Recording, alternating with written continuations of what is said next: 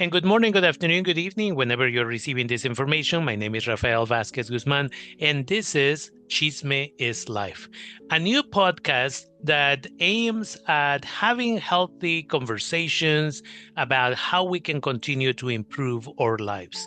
As Latino, Latinas, Latinx, or whatever identifier that you give yourself, it is important to always be improving in our lives. And for that reason, we invited Juan Gonzalez. I have had the honor and the privilege to know him for many, many years, and he is currently a case manager, somebody who works at the Sonoma County and works a lot with youth. Juan, thank you for accepting the invitation, and thank you for taking time to come and visit with us. Thank you, Rafael. Definitely. So tell us a little bit before we get into the real chisme. Tell us a little bit about what's the work that you do and have been doing for a minute now. Yes, so I've been with the county for about 28 years, and I work specifically with young people who are parents. So it's social work. Basically, we have some objectives to try to make sure that the client or the young parent, the teenager, is healthy, that they have prenatal care for their baby, that the baby is as healthy as possible, that they have everything that they need, that the teenager graduates high school, and that they have emotional support and financial support so that they can continue with their goals. Definitely. And so you've been doing this for, again, 28 years. Therefore, you must have plenty of experiences of youth who come to you and they basically have no idea. I ended up pregnant. I am now a parent. And I really don't know what are the next steps. So a lot of the work that it sounds like you do is, again, supporting them in short-term planning, long-term planning, and lifelong goals. What type of the population or what kind of population do you get? Do you get people who are low-income immigrants? What can you share about that? Okay, I think we get a nice cross section of the population. They tend to be low income, mostly Latinos at this point, or Latinx, Latinas. We have some other ethnic groups represented from time to time, like Native Americans and African Americans, but the vast majority tend to be Latinx. Did that answer your question? Yeah, absolutely. But then you probably have some individuals that maybe their parents haven't been providing the emotional support or other needs, I would say, that would create a healthy environment for them. Yeah, and some households are missing one of the parents, and so we tend to have, not all the time, but oftentimes we tend to have households in which there's a mother that's taking care of children, and one of them is the teenager who's the parent. So we try to step in. There's no way that we can, fill that hole, but we try to provide some guidance in the specific needs that they have. One thing that we do at the very beginning is we make a map of the things that they want to accomplish, their needs and their wants and their, short-term goals and their long-term goals. Oftentimes, short-term goals like, improving a class or, get something for the baby. And then there's longer-term goals such as, graduate high school, go to college, get a car, get an apartment, things like that. Absolutely. How much maybe pushback do you get from these kids, or how much are they willing and accepting of the offers that you have for them? Okay. The great thing about our program is that it's a voluntary program. So if you don't want the help, you don't have to participate. So really, they have buy-in from the beginning because it's for them. And oftentimes, a life-changing event, such as having a child, really changes a person. And they start making, better choices. And that is a huge force in their lives to try to do better or, improve. And it's usually a lot easier to work that way, because they want to do well. Once in a while, there'll be, clients that might not recognize what is necessarily a good choice or something better for them, and then you try to work through that with them, and that's just part of the whole thing. And so a typical teenager faces on a regular basis a lot of challenges, right? Like, what am I supposed to be doing? How am I supposed to be preparing for the future? All of these pieces. And then there's the mental health piece. Are they being bullied? Right? And maybe they are questioning their identity. Maybe they are undocumented. Maybe they are US citizens, but their parents are undocumented, and there's that fear of deportation and all of these things. And then you have these individuals who, for one reason or another, are now parents. So it's an additional stress for them, even if they have maybe family that is coming to support them. What do you see in this youth in regards to, again, career planning or long-term goal planning? Do you see additional challenges for them? And if so, how do you support them? What tools do you use to make sure that they're going to be successful? Right. Well, you're absolutely right. First of all, teenagers now, not even speaking about being a parent, deal with so much more stress than ever before, I believe. So you add that the fact of being a parent and you have a child and you have to take care of them, then the stress just goes up. We have a lot of clients with anxiety, a lot of clients with depression, a lot of clients with mental health issues. So a lot of the things that we try to do is we try to lower what we can tension wise. So, okay, you're stressed, you're depressed, let's get you a counselor. Do you need medications? Let's talk to a doctor. Let's try to address one item at a time, step by step, until we get you in a place where you're the most stable to make good decisions and then move on. And if they're doing things that might be negative or unhealthy, like drugs or getting involved in crime, then it's how do we reduce that? And usually a lot of it is just listening and providing a friendly ear without judgment. Some of it requires some techniques like motivational interviewing, in which we try to guide them towards better decisions. But it's that kind of stuff. In my experience, a lot of it is just listening, and really getting to understand where they're coming from. But there's a thread among all the clients that they want to do well. They want to be good parents. If a parent had been missing in their lives, they want to be, the parent that actually stayed. I work with both boys and girls, and a lot of the boys that I have, not all of them, but a lot of the boys that I have didn't have a dad around, and they definitely don't want to be that guy. Mm-hmm. So, it's trying, and then, hopefully the mother of the child allows their presence. So there's a lot of navigating, helping them, guide them towards those positive goals. But really, they're in the driver's seat. I'm basically somebody that's next to them on the drive for a period of time in their life, and then I get off once they reach their goals.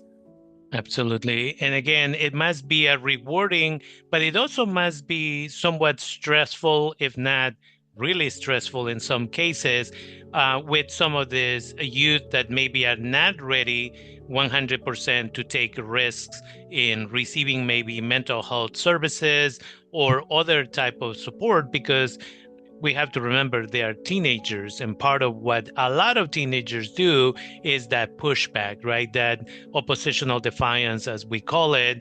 And so how do you cope with this pushback sometimes, or other stressors? And the question, or the reason I asked this question, is really because for any parents who are parenting young adults now, how can they be supported? Because one of the key words that you mentioned was being open to listen.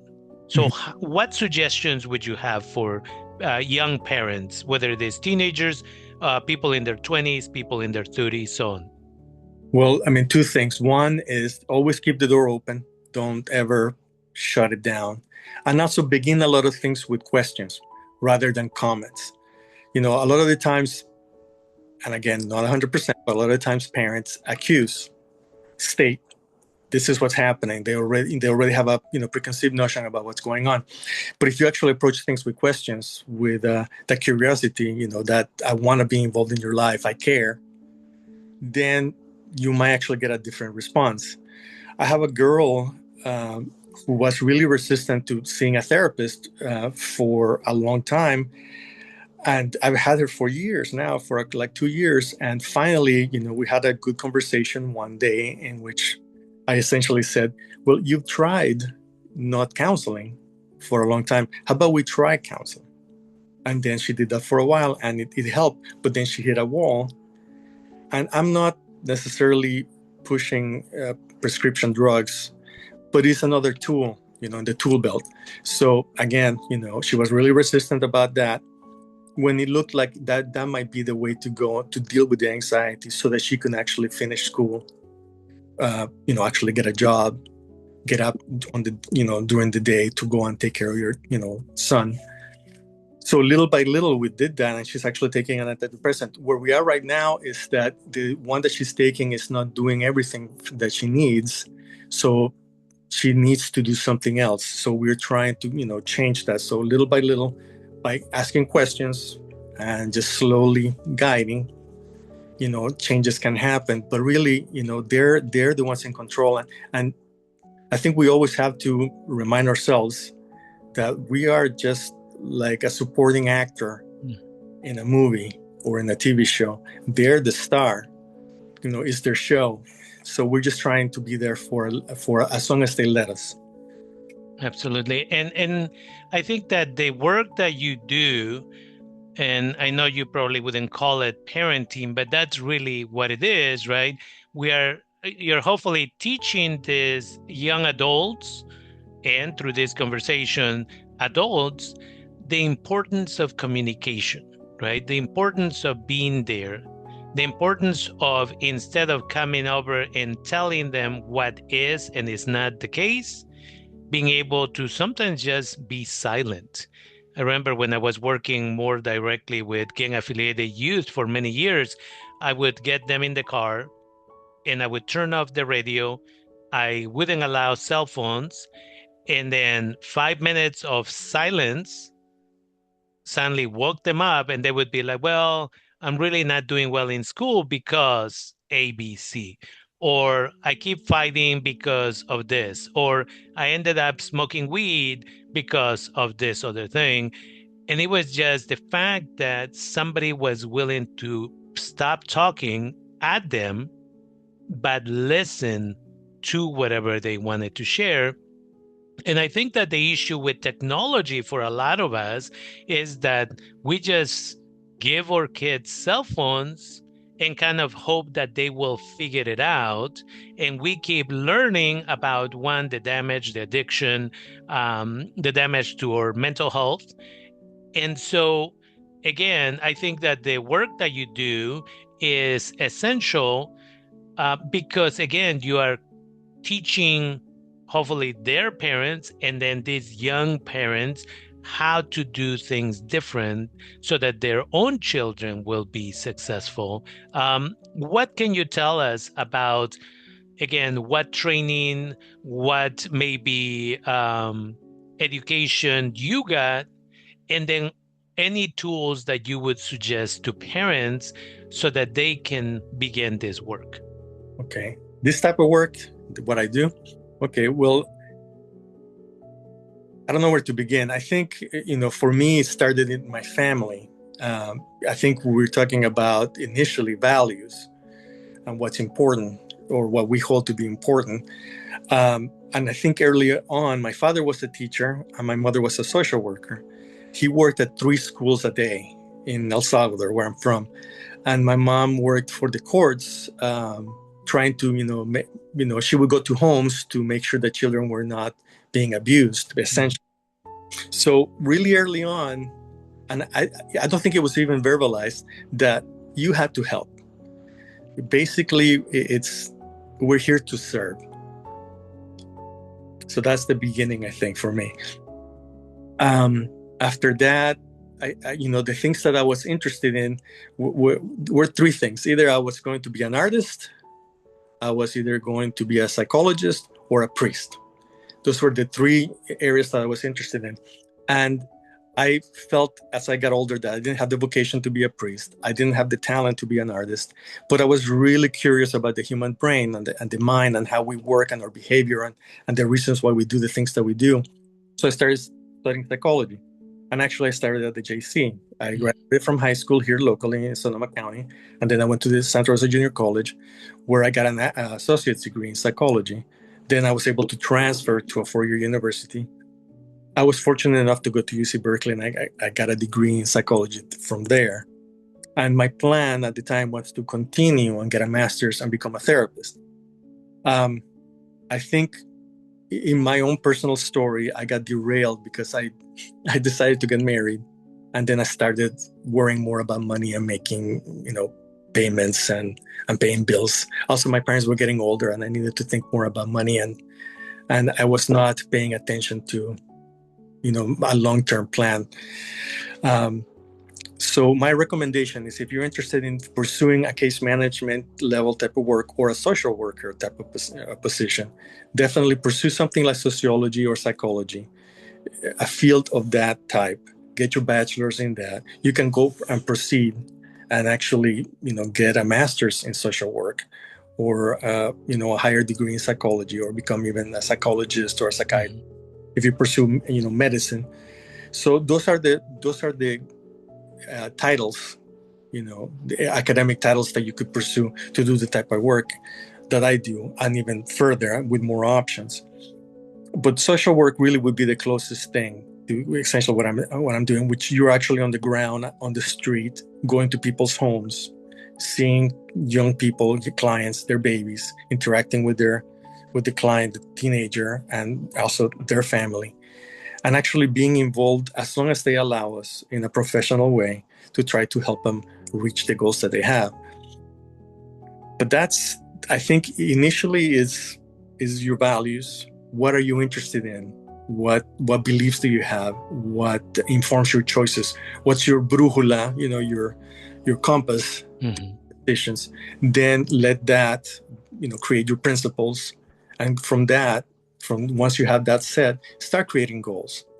Create short-term goals that are attainable maybe in a couple of weeks or a month, and make them maybe be stepping stones to a longer-term goals, like getting your degree, your master's, what have you, and go on. And also, if it's important to you, which I hope that it would be, try to, evaluate your goals with your culture. How can you assist your community? Because I think if you have those in alignment, they're going to be more sustainable and more gratifying in the long run, because it won't just be about you. It'd be, there's goals that are individual, but there's also collective ones, whether it's your family or your coworkers or your community at large, your church, your sports team, what have you. I think keeping that in mind, your raíces culturales, where you come from, I think that's also a valid thing to review when you're making plans. Hopefully that answered your question. Absolutely. I think that a lot of our young community members are lost because there is no dialogue with parents, right? We had the survey that we do, Líderes del Futuro Avanzando does every year, and we did it last year. We are conducting it now in fall 2025 again, but we did it last year, and what it ended up saying, this is for high school students, Latinx high school students, and it says that 55% of them do not trust a high school counselor if they were having difficulty or, again, planning for college. 50% of them do not trust their high school teacher, any high school teacher.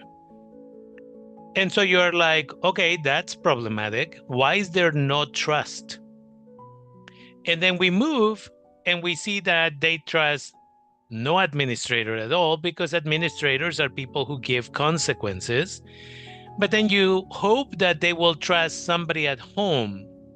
And when we look at the data, it says that 8% So 8 out of every 100 of them had nobody, no friends, no teachers, no counselors, no administrators, no parents that they actually felt that they could trust.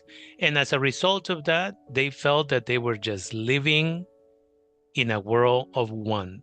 And so that creates a lot of problems, and we should all be concerned about that level of isolation because that leads kids sometimes to join gangs, use drugs, or get engaged in an unhealthy relationship that could potentially end up in either pregnancy or incarceration, whatever the situation may be. And so that's why today's conversation is about goal setting and the importance of, again, having that dialogue in the family. And if it's not happening with the family, we're inviting the community to reach somewhere else because sometimes our own families are very toxic, very unhealthy, right? And it feels as if by going to ask for support from somebody else, we are giving our back to our family. But what I always tell individuals is you need to take care of yourself. And it's like when you are in the airplane and the announcement comes on that says, we are dealing with turbulence.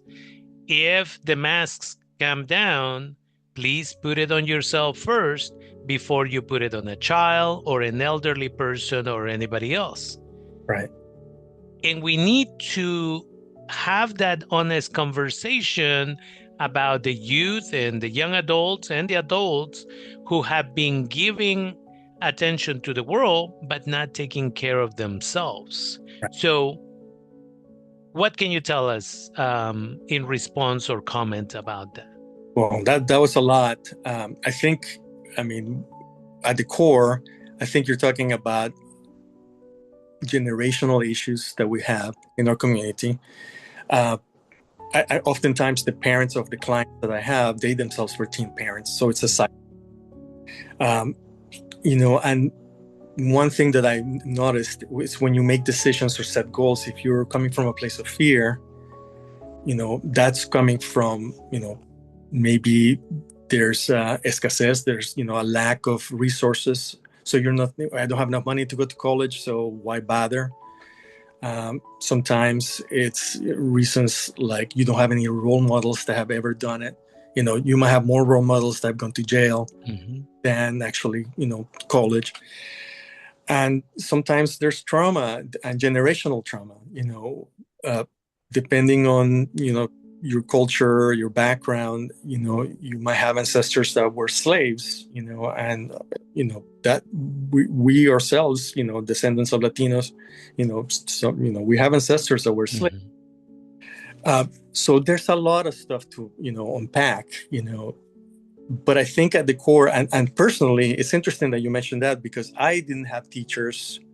Well, I had one teacher that actually took time to give me the time of day in high school. That was really pivotal in my life. But my high school counselor didn't really help me at all. Even the JC counselor I had at the time wasn't really that great. It came about from a conversation I had with that teacher. I mentioned that, like, I would like to go to a four-year university, and I would like it to be UC Berkeley. And he essentially said, well, why don't you go to the school and talk to a counselor there and reverse engineer how to actually get in? And I did that. And I remember Elizabeth Summer was her name, the counselor at UC Berkeley, that basically made a ladder for me. Take the steps. She chopped up all the little, steps I had to take to make it happen. You take these classes, you get these grades, and, they will look at you. It's not 100% guaranteed, but you will have a chance. But to answer some of the things you said, and you said a lot, I think we're a little lost. The parents don't know how to interact with their children, and they're so caught up in just surviving and providing food that it's hard to sit down and have a heart-to-heart and dig deep for that energy that you need to actually be present for your child. And oftentimes the child might have been let down in the past, so much so, and this might be the case also with how they see their teachers. I feel teenagers really have a good sense about what when somebody's lying to them or telling the truth. And if they perceive that you are just doing a job, you're there just for the paycheck, you're just another, person that's just using them to get ahead in their job. So you really have to care, and sadly, I think, I tried to be a teacher for a while at the Occidental School District many years ago. And I remember that out of all the teachers I met, there were maybe five that were good and maybe one that really, really was exceptional. And I knew that I wasn't that. So that's why I did not become a teacher. I pursued a different career. So I think we need to grow. We need to really look at ourselves, and the reasons why we do things. And it's hard because there's no respite, there's no stop. We're like in the middle of a storm all the time. And presently, the way that our country is, especially now, it seems like we're being attacked from all sides. You're letting down your kids, you're maybe letting down your job, you're afraid what's going to happen to you. Are you going to get picked up? It's fear from all sides, and it's hard to find a moment to just be free enough to be the parent that you want to be. So I don't know if that answered all of the points, but I do feel like we are a little bit lost trying to guide our kids when we ourselves are lost. I think that a lot of it comes down to that, right? That there's so many things coming in our direction that you're not sure, sometimes even which direction to take. There's so much stuff coming in, and then having children and children who are going through multiple changes can make it much, much more difficult. Plus, if you're undocumented, now you have another worry of, am I here? Am I leaving? Should we take off? And the list of questions goes on and on.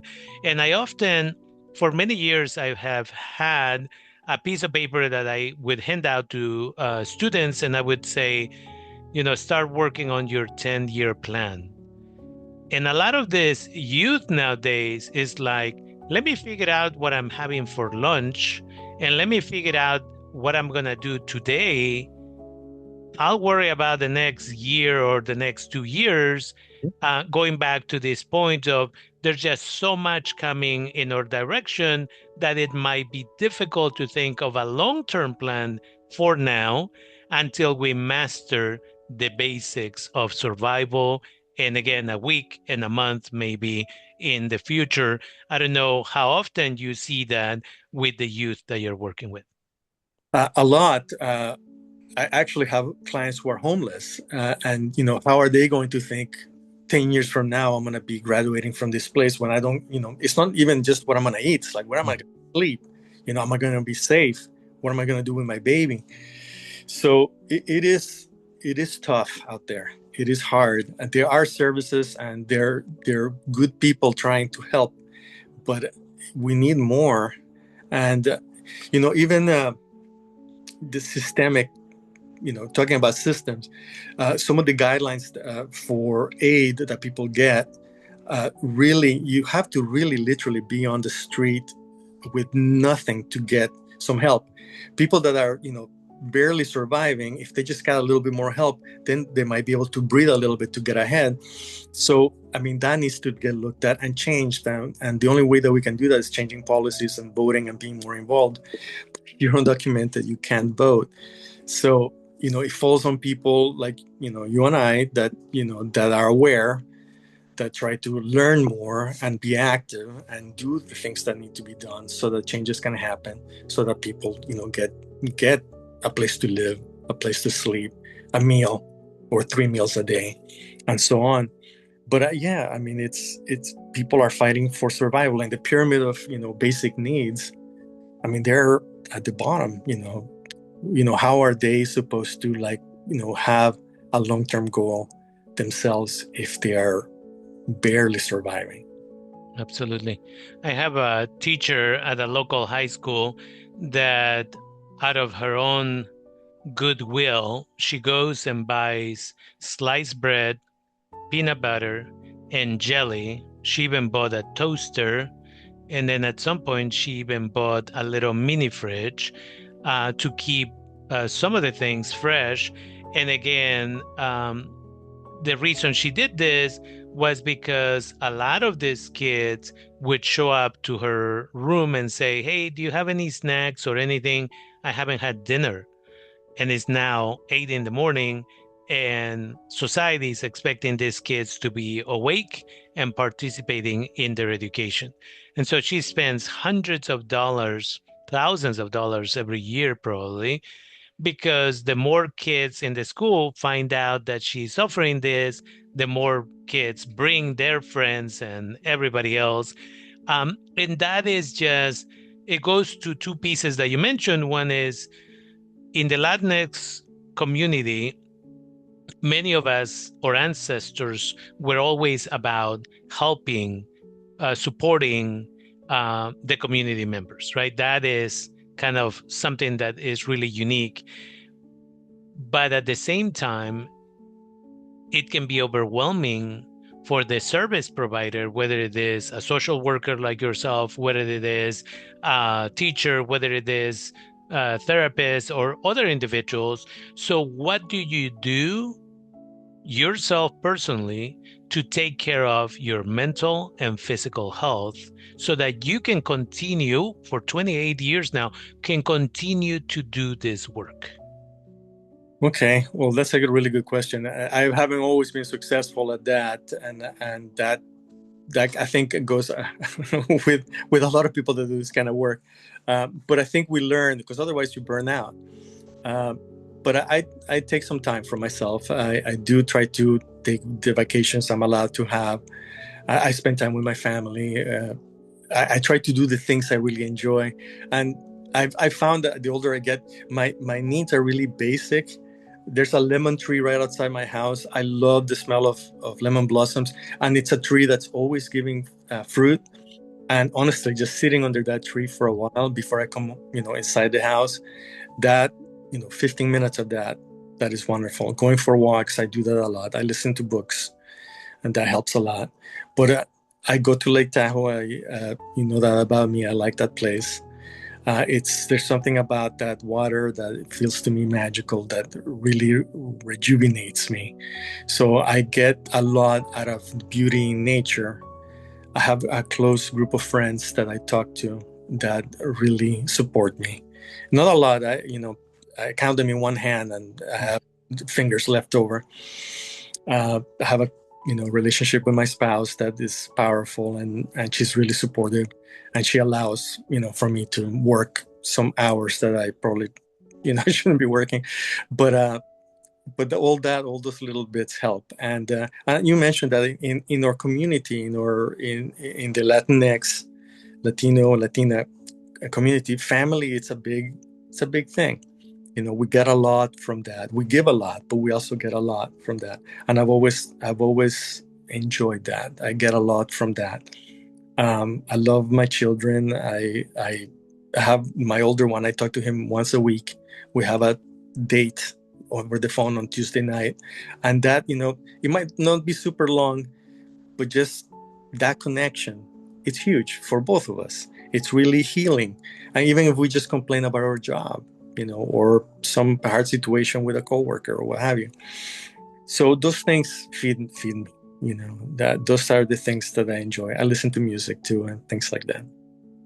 Absolutely. And I think that, and obviously, the reason I ask you that question is not just about those service providers like yourselves, but Mhm. parents and young adults, right?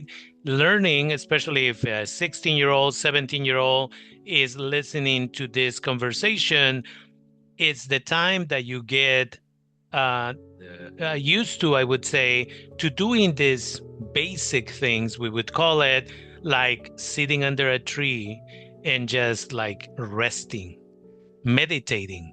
It's Right. essential, right? And what I say to a lot of the Latinx community in Spanish, they're like, I don't know what meditation is. And they're like, well, if you're Catholic, you just pray. And that is the same thing. It takes you into a whole different emotional stage.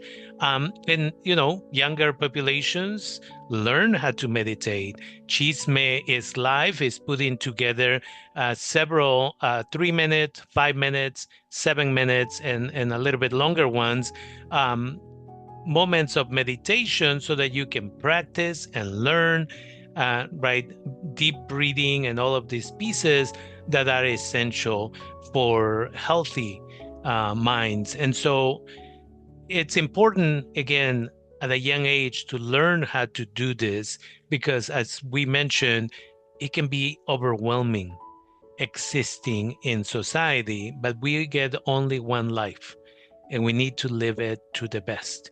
I was talking to a couple of people the other day and I said, actually, I think it was one of my TikToks from a couple of weeks ago on mental health. And I just said, today, dance like nobody can see you, right? Like there are moments that we should stop caring about what other people think about us. And as long as it's healthy, do it, Right. right? So again, reading, listening to books, listening to healthy music. But other than that, it's also important to distance ourselves from social media that can be so toxic, or watching two, three shows on TV, one after another, right? Binge watching. It's also unhealthy. And the other one that you mentioned is that of connecting with people, even if it is just a couple, but once a week and just getting together, going for a walk, venting, again, chisme. But it's healthy chisme because you're just putting it out there and therefore it's not inside, it's not controlling you anymore. And so those items are essential in our community. And I like the one about having that day on Tuesday that you mentioned that you check in with one of your children. I have been blessed. I don't have any children of my own, but I have worked with thousands of young individuals in my life. And as a result of that, I have one of them that every day will text me or will call me or will send me like a 2 minute venting. I hate my job. I don't know why I'm here. And it's like, I'll listen. And then I'll just send him a voice message and I tell him, I love you. And at the end of the day, that's all that matters. And then he'll be like, thank you for listening to my rant, blah, blah, blah. And again, is that quick check in, knowing that we have somebody out there. And I'm sure that the young moms and young dads that you work with are grateful, even if they don't say it, right? They are grateful that they can pick up the phone and get a hold of Juan, and Juan will guide them and listen and direct them to resources. I try. It, it, The important thing that you're really talking about is being connected. It's important to take time, maybe by yourself or with other people to recharge. But I think it's that having that connection, even if it's just to one person, it's huge. It's huge to be able to have at least one person that you can be real with, and be vulnerable and let your guard down, and say, hey, I'm having a hard time, and you don't need to do anything, you just need to listen. Mm-hmm. And that might be life altering completely. So it's super important. Absolutely. Finding that one person. When students come to Santa Rosa Junior College, I always tell them it doesn't matter if you connect with the president of the college, and that's going to be your mentor, or the janitor. And while I was at the JC, one of the people that I was very connected with was a janitor. And she would, she would check in with me. It was a brief, buenos dias, ¿cómo estás? The fact that she was Latina. And as a young man, I had left my mom in Mexico, so I didn't have her. And in fact, for me, as I look back, the people who have been there most frequently have been women, right? This woman Then Kathleen Cummings, who gave me my first job at Santa Rosa Junior College. She was in the library, and I got my first job there. And then when I became um, classified employee, Marianne Michaels was the woman that mentored me for a while, and then she retired. And then we have Judy Thorne and Jill Kelly Moore, faculty members. And now, as a professor, I actually hold one of those positions that they used to hold in the humanities department. And so, again, these mentors are so essential because even though they've been retired, right, I still get birthday card from Marianne Michaels every year, That's right? And she'll send it like 2 weeks ahead of time with a little note that says, do not open until your birthday, right? You don't get a head start on this thing. But again, those type of lifelong healthy relationships are possible with people outside of our homes. And this is a message for those individuals that maybe at home is not the safest and is not the healthiest. And so, again, that's why we wanted you to come on the show and have a conversation with us because you have been doing that mentoring for a lot of people.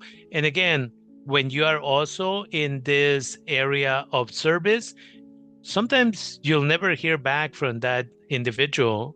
Sometimes you'll run into them at the store and they'll avoid you, and sometimes they'll come over and introduce you to their child, or they'll, you know, somebody will let you know of the work, the great work that you have been doing. And so I wanted to make sure that the community understands that you are an example of that type of work and that we all can do that for each other without being social workers or therapists. We can just be there, and going back to what you said, is about connections, and it's about where we started, which is being able to be quiet, throw a question out there, and just listen.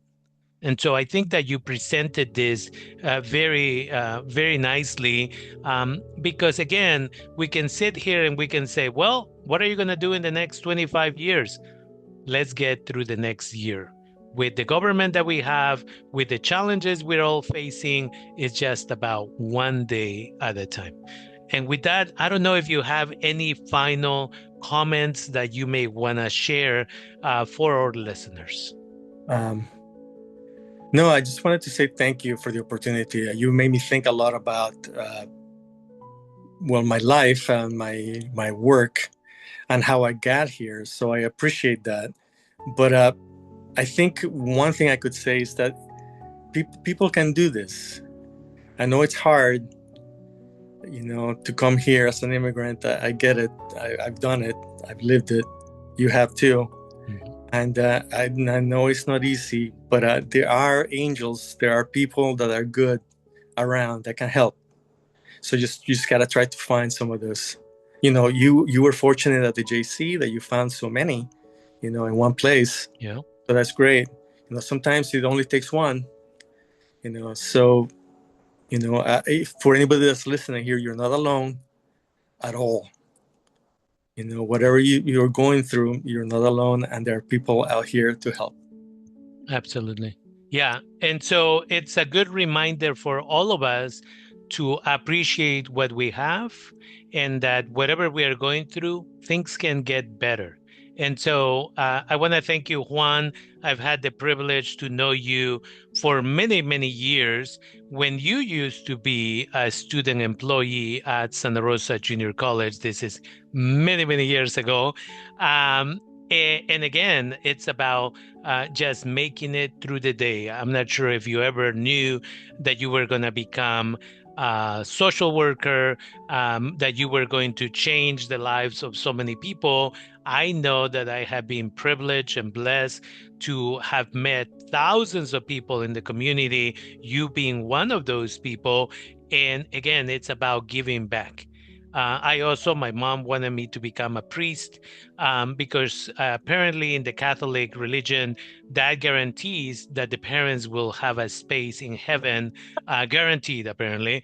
And I told my mom, no, sorry, that's not where I see myself. But by the time my mom passed on a couple of years ago, I believe she was happy with the fact that I was giving back to the community. And I'm sure your family is happy again of all the work that you have done. So, again, I want to thank you, Juan, for your friendship, your generosity to the community. And I hope you have a wonderful afternoon. Thank you so much. You too. Thank you.